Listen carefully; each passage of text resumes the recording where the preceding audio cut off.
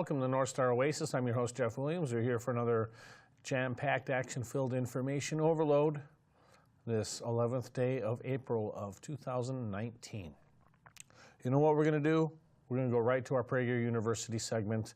Why has the West been so successful? Western civilization. It's been around for a while, but suddenly everybody is talking about it. Some are anxious to save it. Others are happy to see it go. But what exactly is Western civilization? Is it the great cathedrals of Europe or the Nazi concentration camps? Is it the freedoms secured in the U.S. Constitution or chattel slavery? Life-saving medicines or poison gas? The left likes to focus on the bad: genocide, slavery, environmental destruction. But those have been present in every civilization from time immemorial.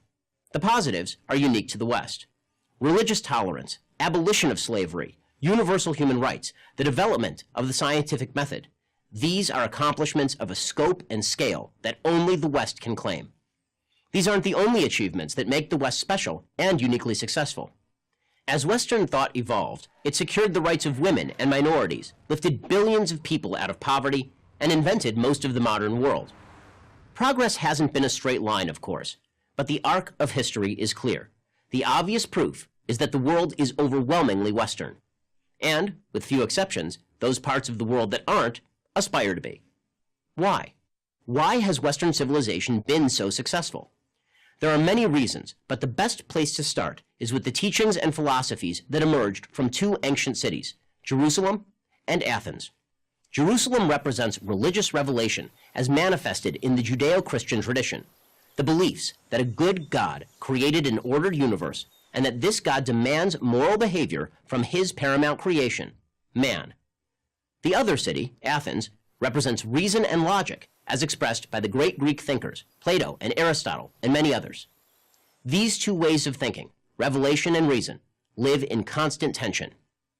Judeo-Christian religion posits that there are certain fundamental truths handed down to us by a transcendent being. We didn't invent these truths. We received them from God.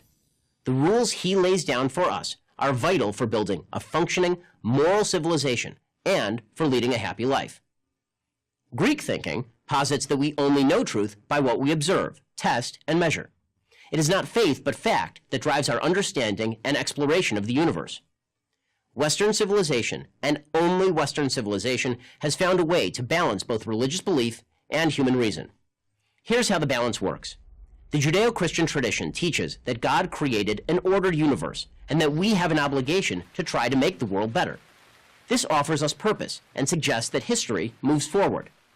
Most pagan religions taught the opposite, that the universe is illogical and random, and that history is cyclical. History just endlessly repeats itself, in which case, why bother to innovate or create anything new? Second, Judeo-Christian tradition teaches that every human is created in the image of God. That is, each individual's life is infinitely valuable.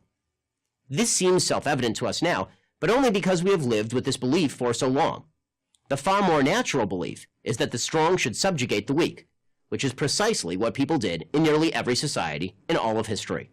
Only by recognizing the divine in others did we ever move beyond this amoral thinking toward the concern for human rights, democracy, and free enterprise that characterize the West. But Judeo-Christian religion alone didn't build our modern civilization. We also required Greek reason to teach us objective observation, that man has the capacity to search beyond revelation for answers. Greek reason brought us the notion of the natural law, the idea that we could discover the natural purpose, the telos, of everything in creation by looking to its character. Human beings were created with the unique capacity to reason. Therefore, our telos was to reason. By investing reason with so much power, Greek thought became integral to the Western mission. Nowhere is this more perfectly expressed than in the American Revolution, in which the Founding Fathers took the best of the European Enlightenment, with its roots in Greek thought, and the best of Judeo-Christian practice, with its roots in the Bible, and melded them into a whole new political philosophy. Without Judeo-Christian values, we fall into scientific materialism, the belief that physical matter is the only reality, and therefore also fall into nihilism, the belief that life has no meaning, that we're merely stellar dust in a cold universe. Without Greek reason, we fall into fanaticism, the belief that fundamentalist adherence to unprovable principles represents the only path toward meaning. The Soviet Union, Communist China, and other socialist tyrannies rejected faith and murdered 100 million people in the 20th century. Much of the modern Muslim world has embraced faith, but rejected reason. It's noteworthy that when the Muslim world did embrace Greek reason from the 8th to the 14th centuries, it was a leading center for scientific advancement. So again, we need both Jerusalem and Athens, revelation and reason. And yet many want to reject both. These people call themselves progressives. Ironically, they want to take us backwards to a time when man was governed neither by reason nor faith, but by feeling, and therefore back to a time of moral chaos and disorder, of feeling over fact. It would be a fatal mistake to follow the progressives. Stick with Athens and Jerusalem. I'm Ben Shapiro, editor of the Daily Wire and author of The Right Side of History. And it is actually the age-old argument about faith versus reason. Faith versus reason was also a very important part of the Reformation back in the 1500s. So the early 16th century, we were grappling with a lot of the same types of issues. That hasn't changed. What is in the book of Ecclesiastes where it says vanity, vanity, all is vanity. Essentially nothing ever changes, nothing new under the sun. And this is true, there's nothing new under the sun. Even in American politics in the 21st century, there's nothing new. It's just a different name of the same old thing. But we're going to transition into the from that into the rest because we missed last week's episode because I had to go out of town because my stepfather had passed away at the age of 84. Go ahead and throw his photo up. If you have been watching this program for any great length of time, you'll know that I'm a military historian. And that's the person we can actually thank for the inspiration early on in my life. Now, he and I did not always get along, especially as I got older, but when I was in elementary school, he and I used to watch war movies together. Now, he served in the Marine Corps 1953 to 1956 at Camp Fuji, Japan. But during this last week, last 10 days, I've been giving a lot of thought as to some of the films that we had watched. I mean, that was the big thing that he was into. Our Saturdays growing up, Mom would fix breakfast, usually Swedish pancakes with some bacon or sausage. And then right after that, I forgot to mention his name, Clarence Roger LeBeau. He was a Marine Corps corporal. He would, right after breakfast, he would flip on the television set and WGN would be showing a war movie of the week.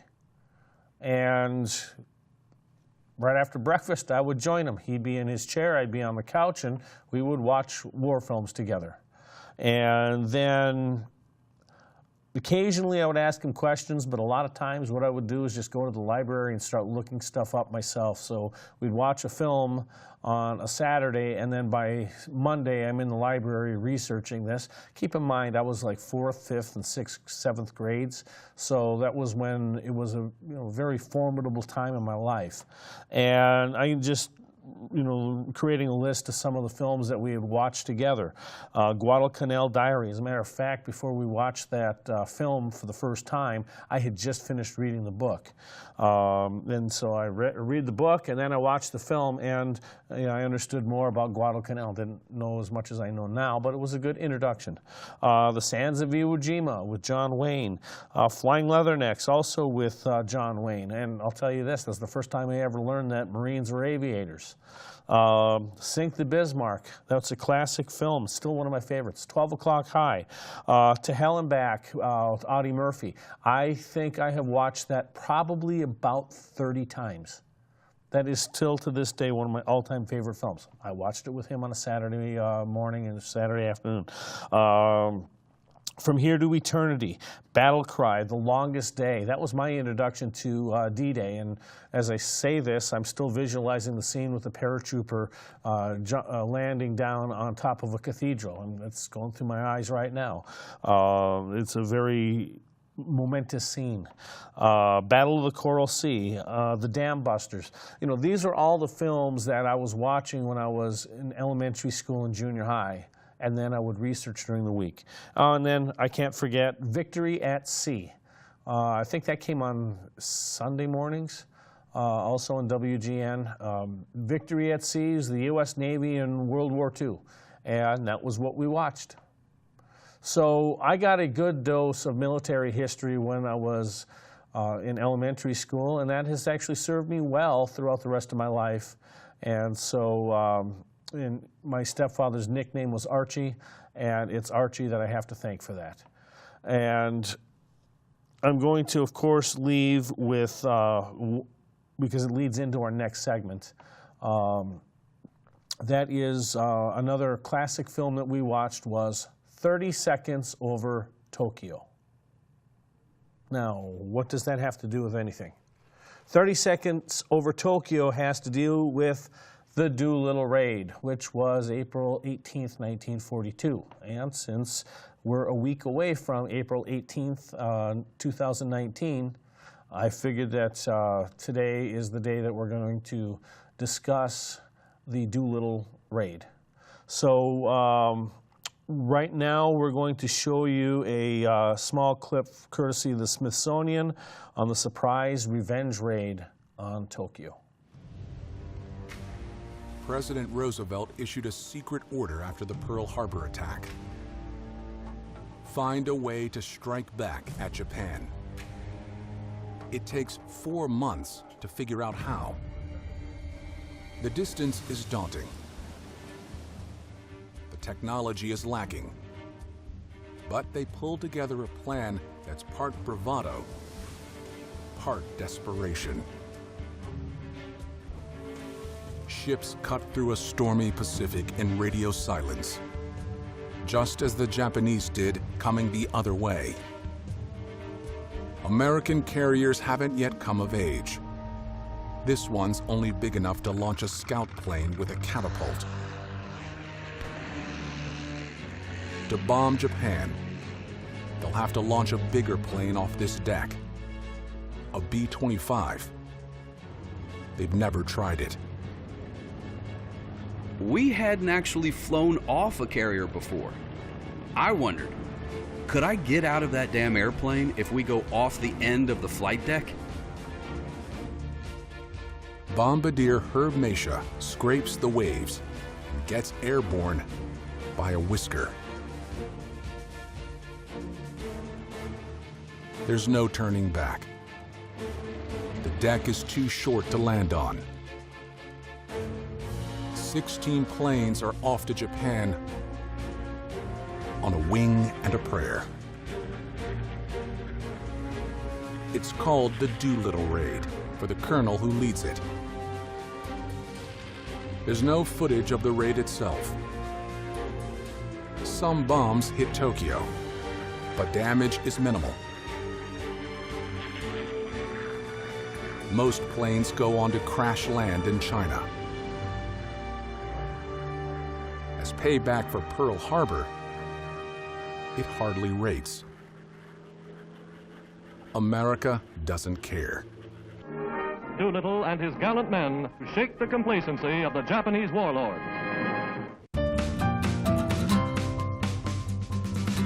Well, actually, America cared a little bit more than the documentary gave credit to, because it was a big thing in the newspapers. And I've looked at numerous newspaper archives, and it was front page news.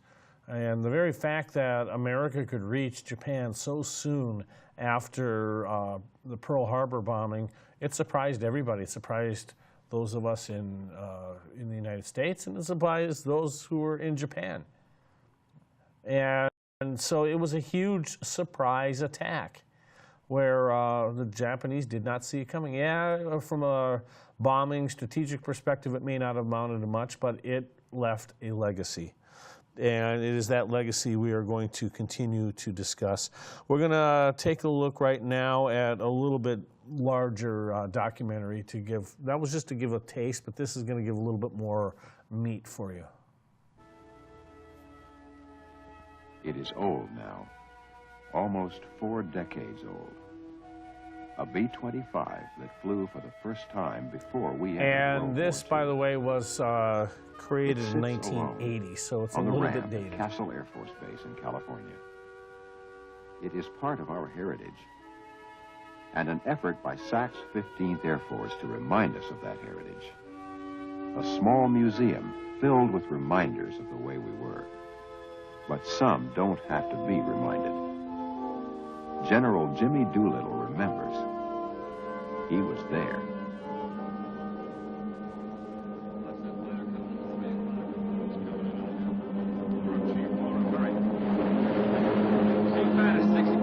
Coming in there now, Chief. 11 o'clock. Keep after him, Mitchell. I see him. I'm on him. I got him. Whitlam, confirm that fighter.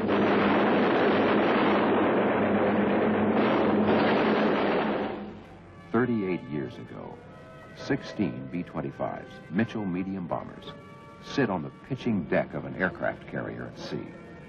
Their mission? Bomb Tokyo, just 4 months after the attack on Pearl Harbor. It had three real purposes. One purpose was to give the folks at home the first good news that we had had in World War II. It caused the Japanese to question their warlords. And from a tactical point of view, it caused the retention of aircraft in Japan for the defense of the home islands when we had no intentions of hitting them again seriously in the near future. Those airplanes would have been much more effective in the South Pacific where the war was going on. A Navy captain named Lowe conceived the idea of taking Army medium bombers off of a Navy carrier and attacking Japan. The B-25 was selected because it was small, because it had the sufficient range to carry 2,000-pound bombs 2,000 miles, and because it took off and handled very well. First, I found out what B-25 unit had had the most experience, and then went to that organization, and called for volunteers. And the entire group, including the group commander, volunteered. The training was hard. No one had ever taken off a fully loaded B-25 in less than 500 feet. First, they had to prove it could be done. Then they had to train the people to do it. Before they were through, one of the Mitchells would lift off in only 287 feet. The crews proved they were good, and so were their airplanes.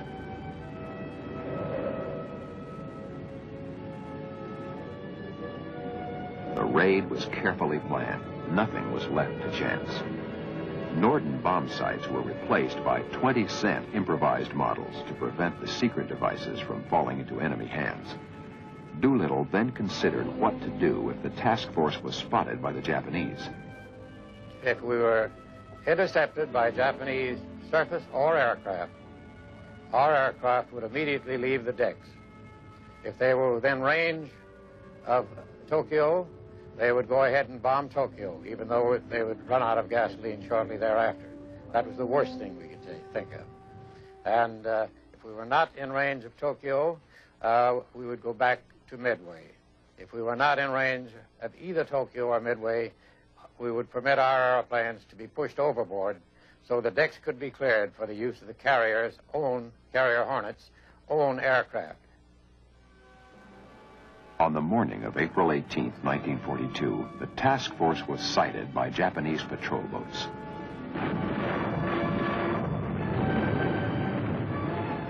The boats were quickly destroyed, but they could have transmitted a position report. It was 8 hours before scheduled takeoff, an additional 400 miles to the target. Gas reserves would be dangerously low, but they were spotted and they would have to go.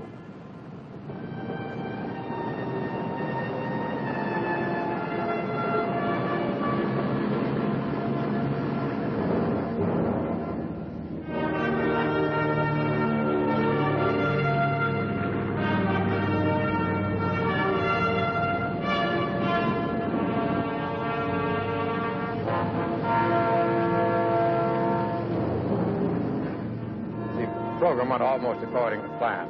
We were to go bomb our targets, turn in a general southerly direction, get out to sea as quickly as possible, and after being out of sight of land, turn and take a westerly course to China.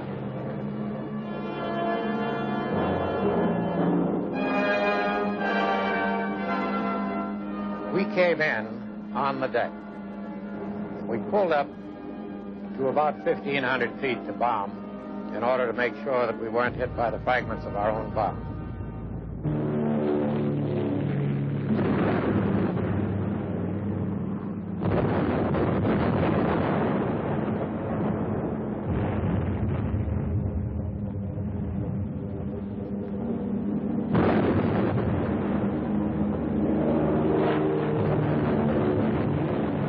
And I would say that the feeling was get the job done and get the heck out of there. The actual damage done by the raid was minimal. We were 16 airplanes, each carrying 1 ton of bomb. In later raids, General LeMay, with his 20th Air Force, sent out 500 planes on a mission, each carrying 10 tons of bombs. Reaching a safe haven after the raid wasn't easy. And because they had to take off much sooner than planned, they were very low on fuel. One crew went to Vladivostok. The other 15 of us proceeded until we got to the coast of China. When we got to China, 2 airplanes were so low on fuel that they landed in the surf alongside of the beach. 2 people were drowned. 8 of them got ashore. The weather was quite bad, and so we flew on till we got to where we thought we were as close as we could get to where we wanted to go, having been on dead reckoning for quite a while that we weren't precisely there, and then we all jumped. 80 crew members flew in the Doolittle Raid.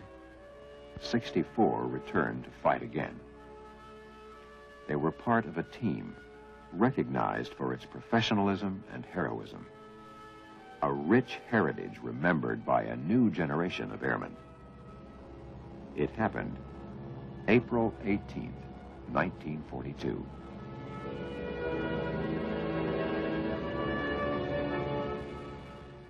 The real beginning. Now, as we pay tribute to the Doolittle Raiders, we also need to take a closer look at those Chinese rescuers, because they were very, very important in getting so many of the survivors back home to American soil. So a few years ago, somebody in China actually created, it might have been in university, or in an American university.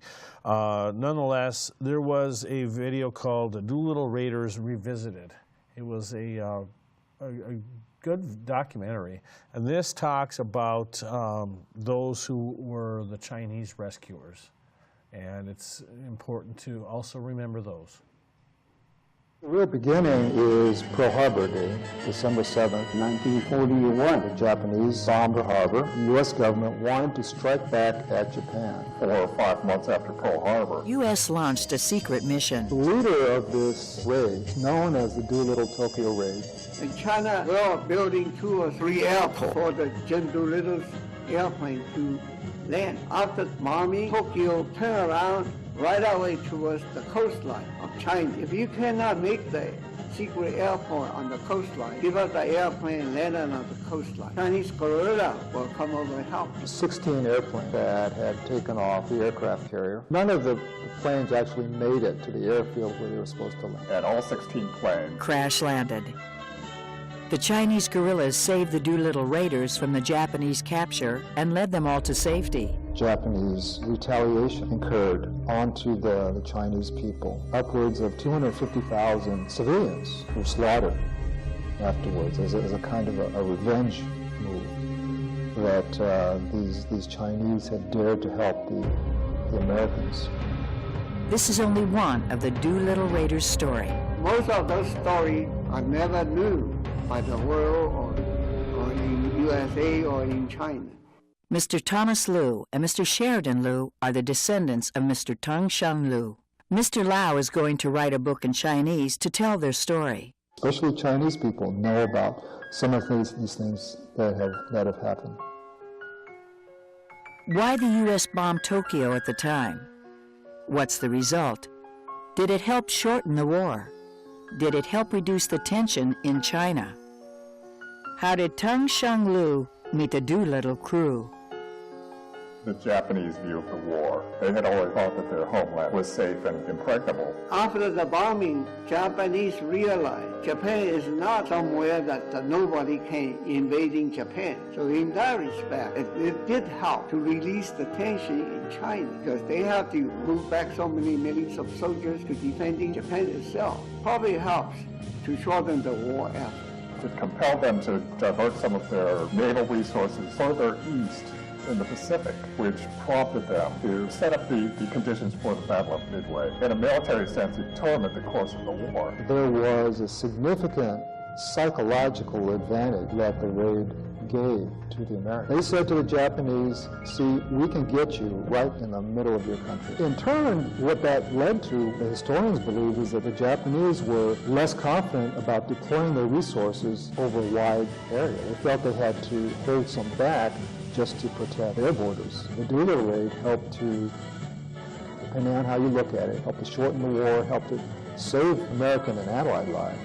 Very profound, actually benefited U.S. citizens. They learned the same thing, especially in those days. They didn't know very much about Japan. They thought it was this isolated country way across the ocean, and it was a very foreboding thought that we would be attacked by them. Once they're told that, in fact, the U.S. can get in, breach the Japanese defenses, and go in, attack them in their capital city, that was a significant event. Think of the raid as, in some ways, a marketing campaign, a morale-building campaign. Because of these reasons, the U.S. launched the raid. In 1941, Pearl Harbor, President Roosevelt, very, very upset after the bombing to find some volunteers to work on this. Because after the bombing, go to China, how many will survive? Nobody knows. These 8 young men, they just went forward with no hesitation at all. They had the opportunity to back out. It was a very dangerous mission. None of them thought so much about their safety. They just wanted to do something positive for their country. They don't make it to the coastline. They may all die, for sure. U.S. launched this raid to strike back at Japan very quickly, within a few months, and very hard. When they start off from San Francisco to Hawaii, all the airplanes on board. The aircraft carrier. After Hawaii, after they sailed towards Japan, all of a sudden they find a Japanese fishing boat. And that's a big decision because they're so far away from Japan. And maybe the fishing boat already told the Japanese military, say, there'll be a raid against Japan. So the first thing they did is decide whether they should take off right away or wait until they get closer to Japan. So Doolittle says, we cannot wait, must take off.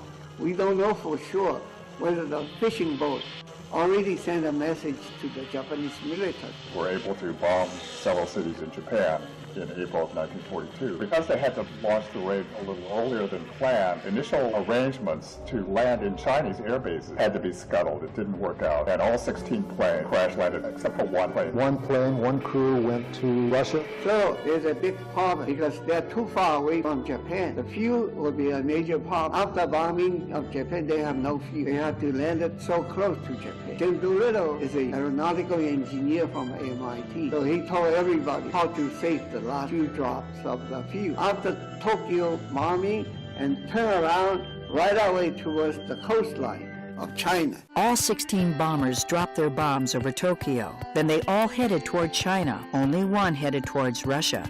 Central government did not get the message until 1 day later. So they sent a message to the coastline airport. It was 1 day late. By that time, Jim Doolittle airplane already landed. Such an unfortunate incident is this. Jim Doolittle is a very good aviator. He's the only one who make it to the airport, but he cannot land because the airport manager figured out must be the Japanese airplane. So the airport manager turned the lights off, and in the darkness, nobody can see the runway. That's why Jim Doolittle was landed at the rice field and he was lucky to be survived. At first, he thought that he had failed because even though they had hit their targets, all the planes had crashed. Basically, they lost all the planes. He was afraid that they had lost many of his men. Later on, he discovered that almost all of them were able to make it to safety. All the raiders survived the crash and were saved by the Chinese in China and the Russians in Russia, respectively.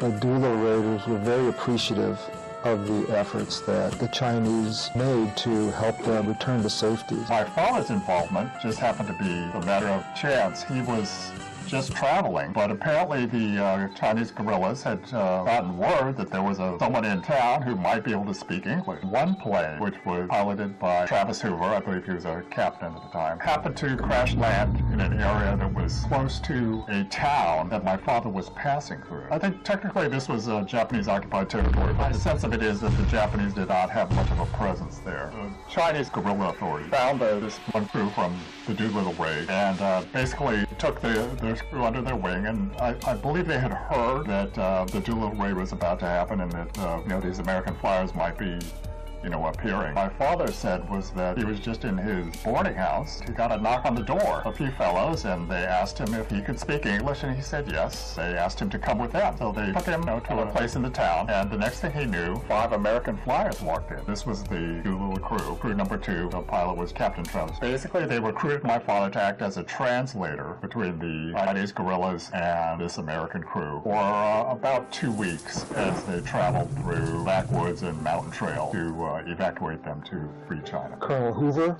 who was a pilot of the crew that my father helped, always told people that my father saved his life, that if it weren't for him, he wouldn't be around. And we're close to some of, Hoover, I won't say real close, but we've been in touch with some of Colonel Hoover's relatives, and they feel the same way. So they're very appreciative of it. And what happened to the other raiders? Some of the crews actually ditched into the ocean. Some were captured by the Japanese, tortured, and actually 3 of them, I believe, were executed by the Japanese. When Japanese got to the location, they are far behind the Chinese guerrilla, 3-4 hours behind. Find the airplane there, but no U.S. aviator. They ask the people, where are you hiding them? If you allow me, I will kill you all. The people rather to die instead of tell them the secret. The Chinese sacrificed 250,000, and we have to remember those things because all those brave people are that. They died for the country, they died for the justice, without even let the world to know what really happened. What happened with our father was just one story. There are 80 different stories of these men. Amongst 80 members of the Doolittle crew, Tang Xin-lu first met 5 raiders. My father at the time, in Shanghai, living under Japanese occupation, he had the opportunity to go back to Western China. They had a plan to evacuate the Americans into the western part of China, not occupied by the Japanese, called Free China. While he was embarked on this trip, he by himself, my mother did not go with him at the time, embarked on this journey to go back to Western China, to free territory. Probably the early phase of this trip that he encountered a crew from the Doolittle Raid. General James Doolittle. He thought that he had failed because all the planes had crashed. Basically, they lost all the planes. He was afraid that they had lost many of his men. Later on, he discovered that almost all of them were able to make it to safety. And he promised them a big party. So these 80 young men got together and had a party and began a tradition, which is now known as the Doolittle Tokyo Raiders reunion. They did it on the anniversary date of the raid, which was April 18, 1942. I think in 1946 they had their first reunion. Tang Xin-lu and his wife came to the United States to pursue their master's degrees. He in aeronautical engineering, she in English literature. My father had made some attempts to contact with the Doolittle Raiders. He wrote letters to General Doolittle and also to some of the other aviators that he had met. However, he had had no success. And he and my mother were at home in Minneapolis, Minnesota. My father was reading the newspaper. He saw this announcement. It said the Doolittle Raiders will be holding their reunion in Minneapolis at the Roosevelt Hotel. He turned to my mother and said, hey, I know these guys. I was there too, although I hadn't popped out. My mother was actually 9 months pregnant with me. I was in her stomach. My father did come to this country. He was probably the only Chinese who had helped the raiders who made it to the U.S. after the war. Certainly the only one that we know about. Showed up at this reunion in 1948. He was made an honorary member of their group. On the date of the reunion, my father dragged my mother, big stomach, over to the hotel. Basically just walked in on the party and found all these Doolittle Raiders that he had met. And he made the determination that he would attend every single Raider reunion that he could. And he made good on that. He made very good friends among the Raiders. He was especially close to Colonel Hoover, who was the pilot of the plane and the crew that he had helped. I have been to many of the Raider reunions, and we've met most of the Raiders, come quite close to them. Certainly stand in awe of what they were able to accomplish. We're very proud of our father. My father was always very proud of his involvement with the Raiders. All the ones that I've talked to don't think of themselves as heroes. They were there at that time, in that situation. They did what they felt they should do, what was right. That's a good lesson for all of us. And in fact, in addition to the reunions that are held every year, some of the Doolittle Raiders go around the country to various types of events, spreading the word about what it means to be an American, to be a soldier or a flyer, what it means to want to sacrifice for your country. This year has continued every year until 2013. Actually, it will be the last public Doolittle Raiders reunion. Even if they'd known this was going to happen, I don't think they would have been any less anxious to meet their mission, because that's who they were, those soldiers. They were out to accomplish their mission. We learned that wars are horrible events to be remembered. The point is, always strive to have peace and avoid war. Well, that wasn't the only Minneapolis connection. There's two others that happened. One, which is an excerpt from the book 30 Seconds Over Tokyo, written by Army Air Corps Captain Ted Lawson. He wrote about a meeting at a Minneapolis hotel where then Lieutenant Colonel Jimmy Doolittle gathered all of the pilots together, and Captain Davy Jones locked the door in a Minneapolis hotel and told the men about an important mission that was also that was under consideration by top brass. The mission was unprecedented. It was also dangerous and daring. Where? Somebody asked. I'm sorry, I can't tell you anymore, Davy said. You've all heard the particulars I can give you. Now, who will volunteer? It's perfectly all right if you don't. It's strictly up to you. All of us volunteered. Ted Lawson in 30 Seconds Over Tokyo. The other is, in that meeting in Minneapolis coincided with the arrival of some of the B-25s that arrived at Wald Chamberlain Field, now the Minneapolis-St. Paul International Airport, at the Mid-Continent Airlines hangar. And they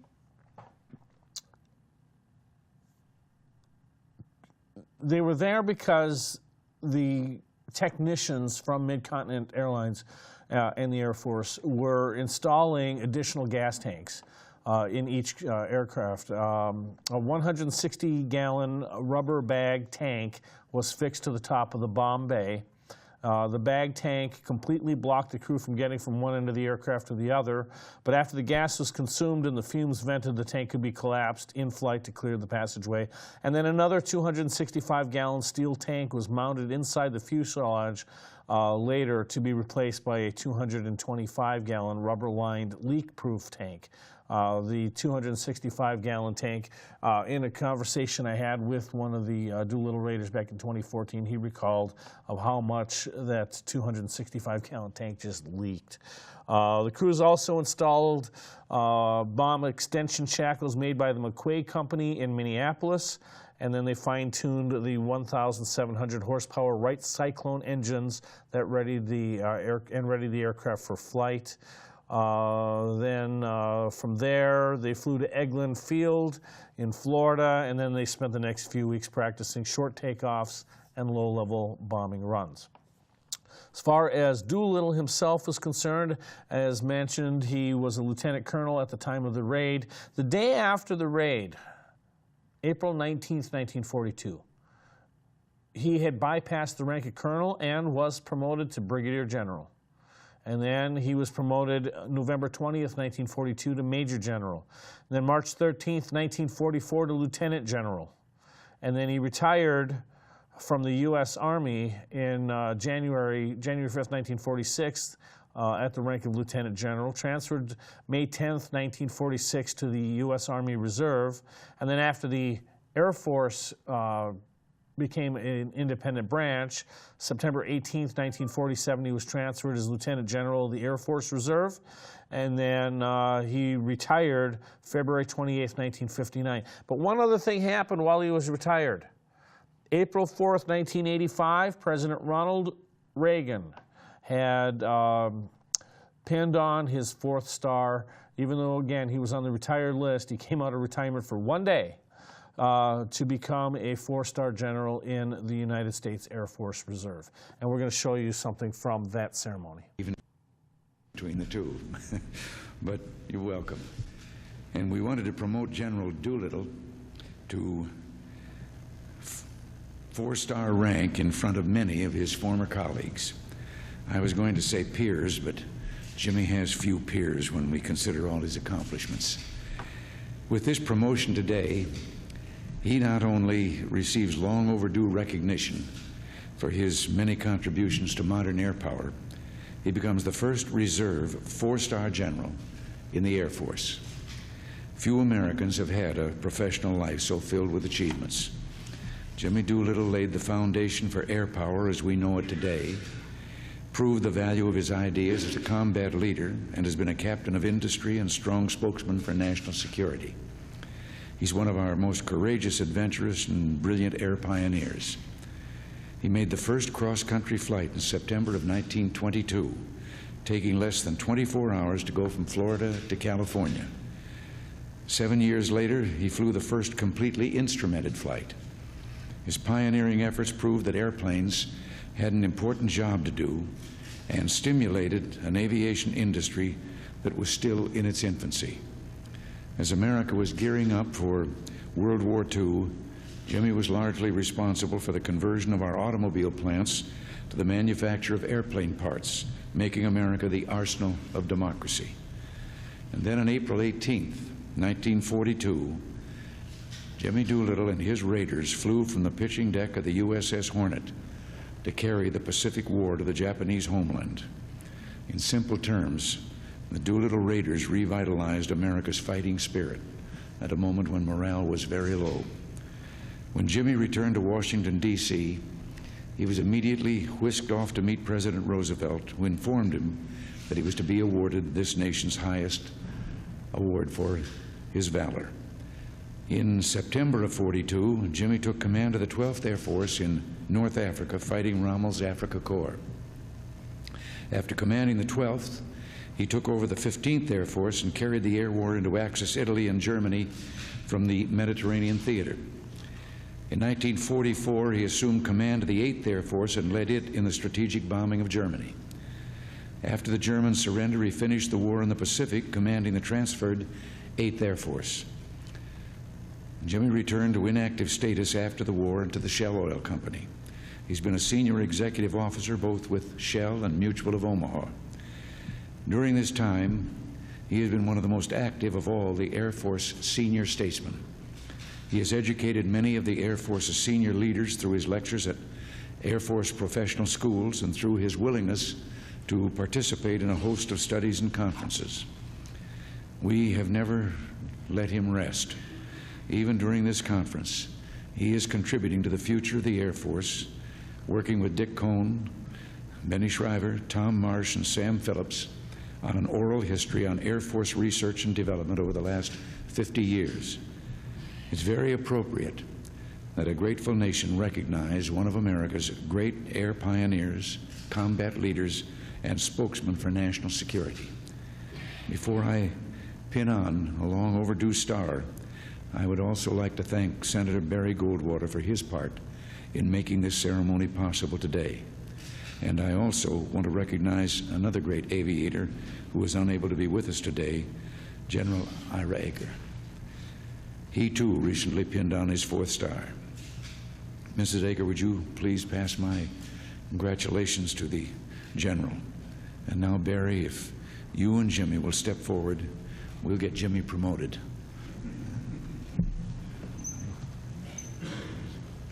Oh, over here. Ladies and gentlemen, I direction of the President and with the advice and consent of the Senate, Lieutenant General James H. Doolittle is advanced from the United States Air Force retirement to the grade of General per Article 2, Section 2, Clause 2 of the Constitution of the United States, effective 4 April 1985.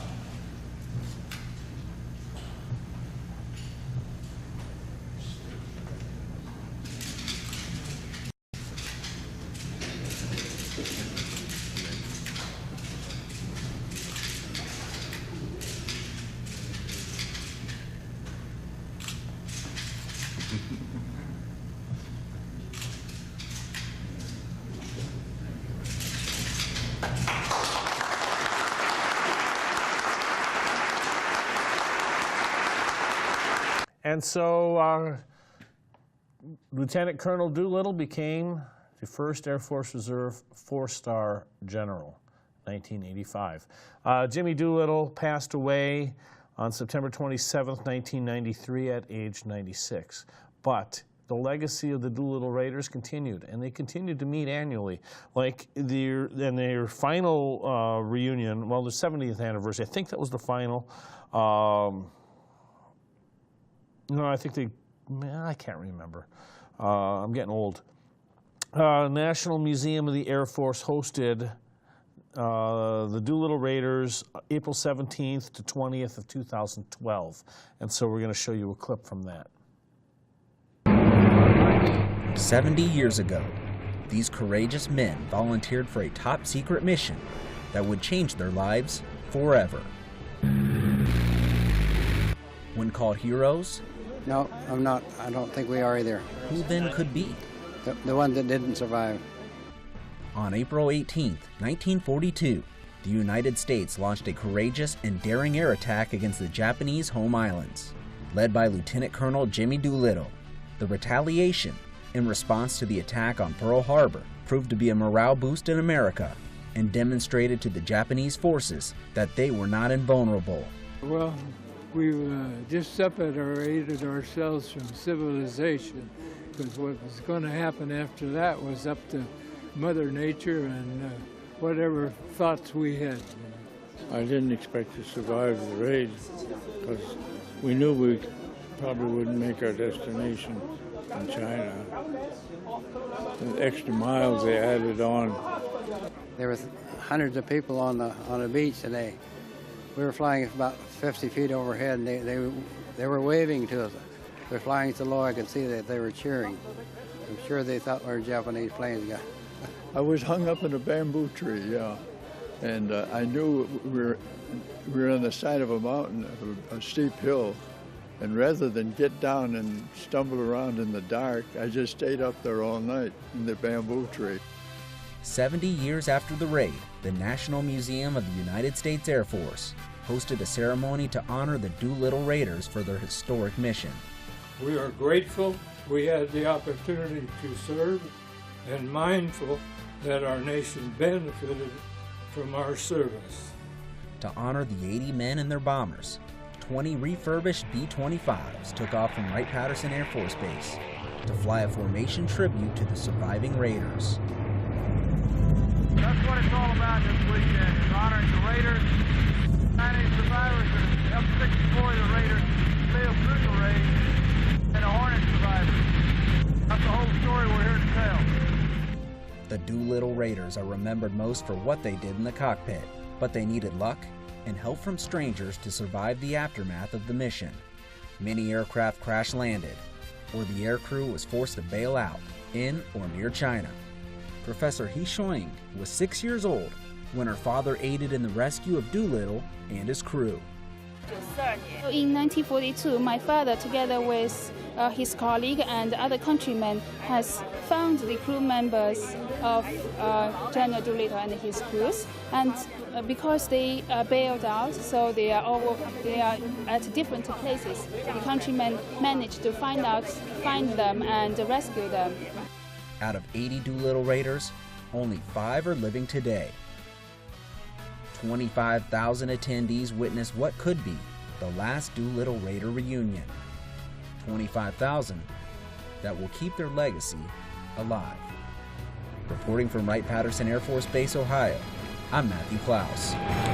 And that was the last major reunion, although they did have one last hurrah that came the next year when they had their final toast.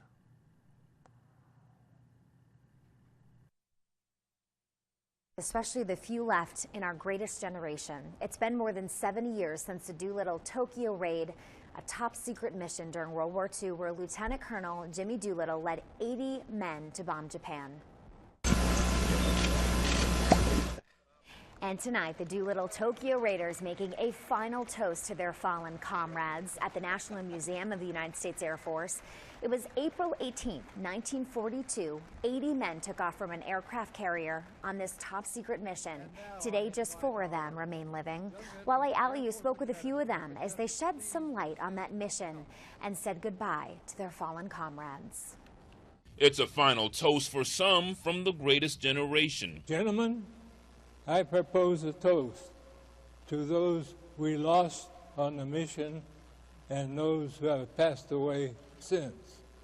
Thank you very much, and may they rest in peace. A historic reunion of these surviving members of the Doolittle Tokyo Raiders who fought for our country during World War II. The glasses upside down represent the 76 who are no longer with them. Hundreds celebrated with them, and hundreds more lined the museum's entrance as the heroes arrived. The men honored with a wreath-laying ceremony and a B-25 aircraft flying over. I feel sort of an obligation. If people want to hear about it, I'll talk about it. Apparently they want to hear about it because I get a lot of opportunities. The Doolittle Raid marked the first use of strategic bombardment by the U.S. Army Air Forces in World War II. We were on our way, and they didn't know it. So we got there and we started dropping our bombs before they really realized what was happening. We didn't get shot down or didn't get injured. While the attack itself caused little damage, it was the psychological impact on the Japanese military and the American public that made the attack so memorable. We were in bad shape after Pearl Harbor.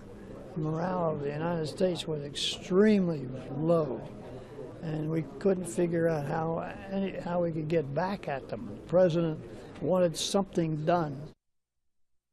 And again, that was our WWII Aliyu reporting. Amazing story. And then there was one. Lieutenant Colonel Richard Cole became the last of the Doolittle Raiders. And here is an interview with Gary Sinise and Colonel Cole. I'm here with Colonel Richard Cole, who was the co-pilot for Commanding Officer James Doolittle and is the last surviving member of the famous Doolittle Raiders who flew the first daring airstrike over Tokyo following the Japanese attack on Pearl Harbor. It's an honor to be here with you, Colonel.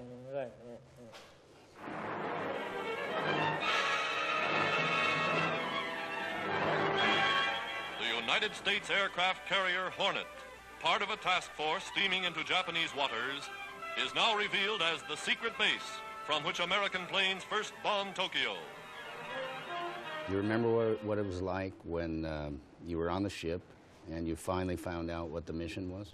2 days at sea, Admiral Halsey came on the PA system and saying, this force is bound for Tokyo. But nobody knew what you were actually training for. Yeah, that's correct. Yeah.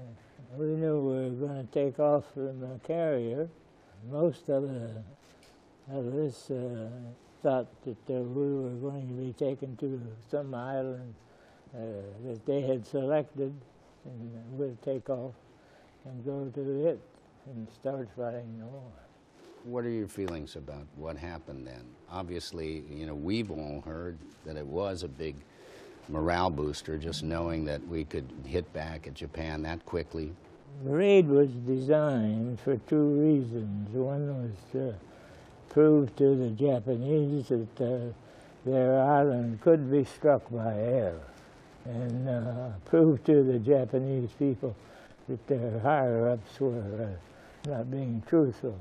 The other reason was a morale builder for the United States and the Allies.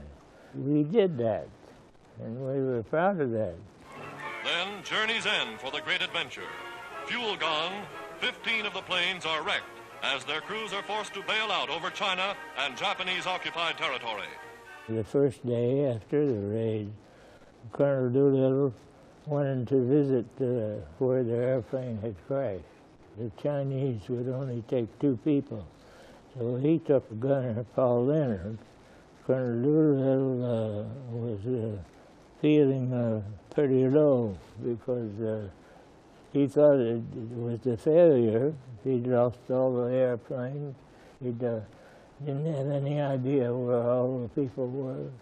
Paul told him that, no, sir, that they were going to give you a Congressional Medal of Honor and promote you to a general.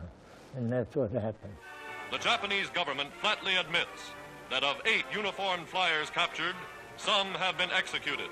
This in flagrant violation of all international law. 64 of the 80 men who took off were rescued, and most of them have returned to duty. Well, you've been called a hero by many. How does that make you feel? It's a very misleading word. Mm-hmm. I guess that goes with the territory. Well, Colonel, it's been an honor to sit here with you and to talk to Well, you. thank you. Thank you for sharing your story. You're an inspiration to so many of us. To learn more about Colonel Cole and the Doolittle Raiders, join us for the National Memorial Day concert only on PBS. And it truly was an honor to sit and interview and listen to and talk to Lieutenant Colonel Cole. I had that opportunity in 2014, and there's a photo. He was a sharp man, brilliant, good pilot. That's the mural at the Minneapolis St. Paul Officers Club down by the airport. It was a fabulous day. Lieutenant Colonel Cole passed away on Tuesday at the age of 103. He was actually born on September 7th, 1915, one day after my grandmother was born. So Colonel Cole, we salute you. To all the Doolittle Raiders, we salute you. And to my stepfather, Archie LeBeau, thank you for instilling such a tremendous passion of military history in me so I can share it with all of our viewers. So with that, we're going to finish up with the Army Air Corps song.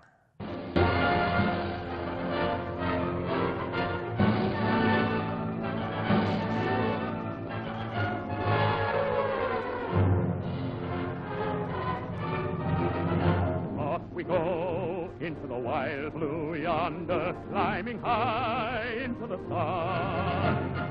Here they come, zooming to meet our thunder, as some boys give us a gun. Give us a gun now. Down we drive, spouting our flames from under, up with one hell of a roar. We live in flame, or go down in flame, boys of the Army Air Corps.